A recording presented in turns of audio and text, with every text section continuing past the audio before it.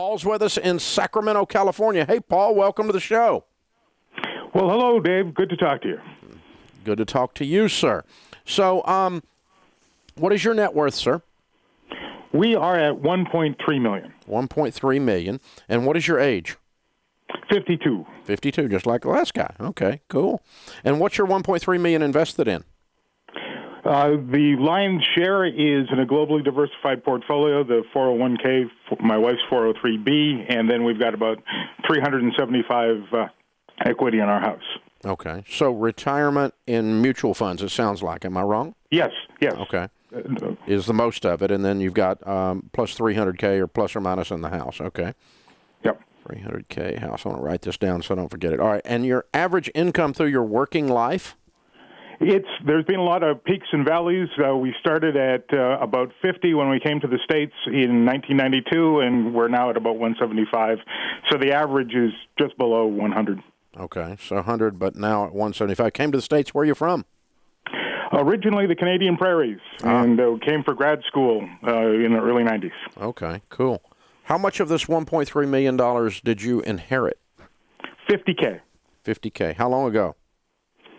That's probably 8 years. Okay, so that did not cause this mathematically then? No. What's your career field been through your working life? I have been in media and public policy, and my wife is now in healthcare informatics. Okay, all right. And what's your degree in? I've got 3, just like Rich before me, public policy, communications. Okay, and your GPA? You are probably the first person to ask me that since I graduated. It's 3.8, 3.9. Okay, all right. I don't remember mine. I had to go look it up. I had a 3.2. So, yeah, it's always to make people think that sometimes the people that are rich are all geniuses or something.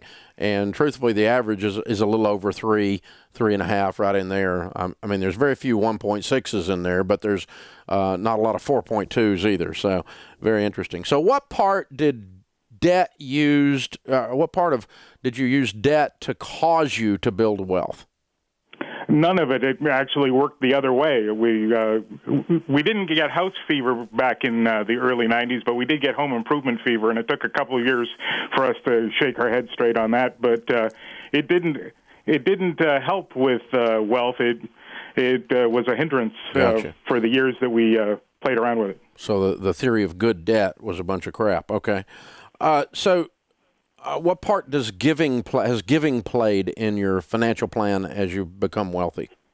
Well, both our folks were big about giving at least 10%, and we've tried to stay to that number. In the early years, it was a little bit tough, and as margin has increased, we've been able to do more and more, supporting the local church, supporting causes and institutions that we believe in, and also just being able to help people when we see need. Yeah. What's the most expensive pair of jeans you or your wife ever bought? $30, and usually less with a coupon at Costco. How many new cars did you buy before you had $1 million net worth? We bought 2, and we're driving them both 20 and 12 years later, respectively. Okay.